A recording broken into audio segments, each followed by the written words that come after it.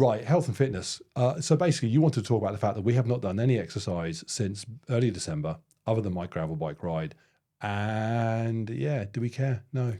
Well, I think it's just an important subject to cover. I mean, like you said, I don't think I've been to the gym in the whole of December, yet to go in No. January. Going today.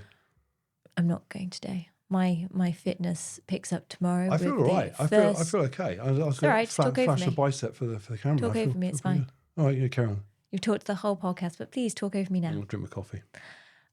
So my fitness is going to get back on track tomorrow, with it being Saturday, and I'm going to do park run.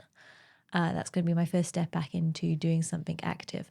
But more importantly, I wanted to talk about diet over Christmas, because our diet absolutely sucked. So when people think that we stayed on track, we didn't. From coming back off a holiday, which was mid-December, to still now, our diet is horrendous. I don't think I could count up how many takeaways we've had since we got back off holiday. Well, I'll tell you I'll tell you the number. The number is not enough. Not enough yet. Yeah, it's got a hand. In fact, I weighed myself today, and I don't know if this is normal for most people, but over Christmas, I've managed to put on 10% of my body weight. So I weighed 50 kilograms. It's not normal for I'm most now people, but 56 kilograms. from what I understand, it's common in the black bear population. That's a lot, isn't it? 50 is. kilograms to 56. You need to find a cave to crawl into. And that's not even that was Come from back in holiday. March. Yeah. From December. That's not even within a month. We haven't even been a month back off holiday, and I've put on 6 kilograms of weight. I have put on some weight, but not as much. So you haven't put on 10%. So you weren't. No, Wow. that'd be. So that's quite a bit then. No, I was. Well, here's the problem for me. I was 100 kilos, and I'm currently about 103. Again, I don't care. Well, you care in the sense of it's going to change at some point. Yeah, exactly. I know that in fact, I have a photo shoot booked for the 1st of April, a kind of muscle and fitness magazine type photo shoot. Sorry, the 1st of April? Yeah. No, surely not. Surely we're not even in the country on the 1st of April. I've already booked it. Why are we not in the country on the 1st of April? Because it's my birthday the next day. No, we travel on the 2nd. We're travelling on my birthday. We are, but are you ready for this? This will make you smile. Do you know what you're travelling with? A man in good enough condition to have just done a photo shoot.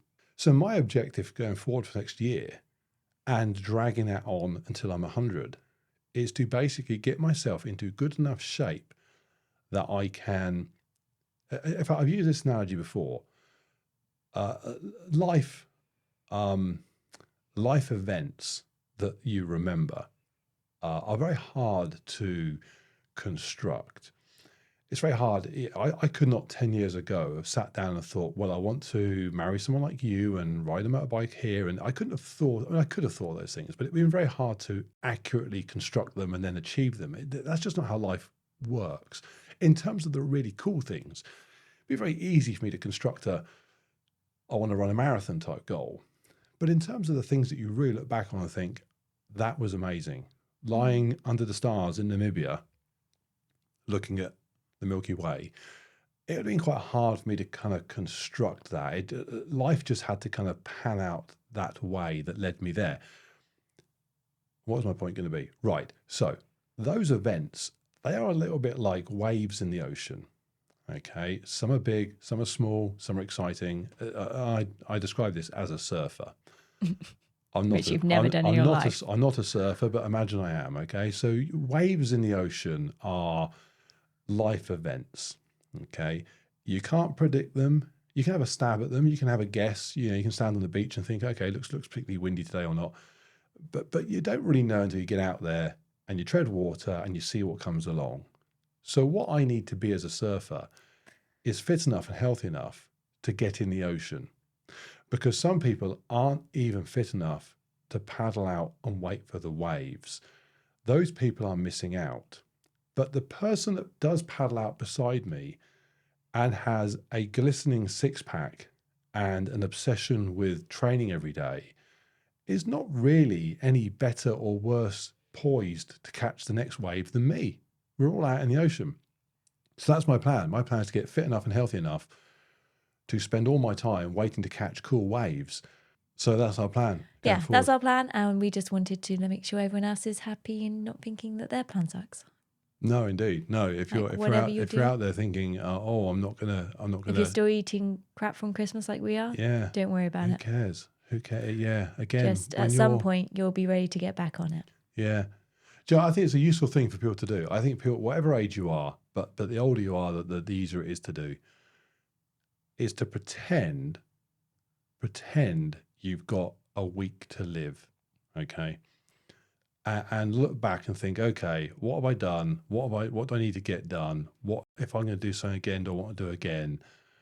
And just kind of assess where you're at. I think a week's too short. Well, no, because my point is, in fact, I'm going to change it to a day. Well, no, because then No, what? in fact, I'm taking away the option to do anything. I'm redoing this mind game. You have 10 minutes to live. If you look back, having been told you've got 10 minutes to live, have you got enough that's happened? I tell you what, here's an analogy, okay? You're at the fairground, okay? And your mum says, because you're a child, your mum says, it's time to go. Are you looking back and thinking, cool, I went on the coolest ride 3 times. I did that ride. I did that ride. I didn't get to go on that one, but that ride looked rubbish anyway, so I don't care. Are you thinking that? Or are you thinking, what? I spent all my time in the gift shop. I didn't even get to go on a ride. Well, then you're an idiot. Okay. That's what you need to be doing. If the ride closes, the fairground closes right now, have you been on enough rides?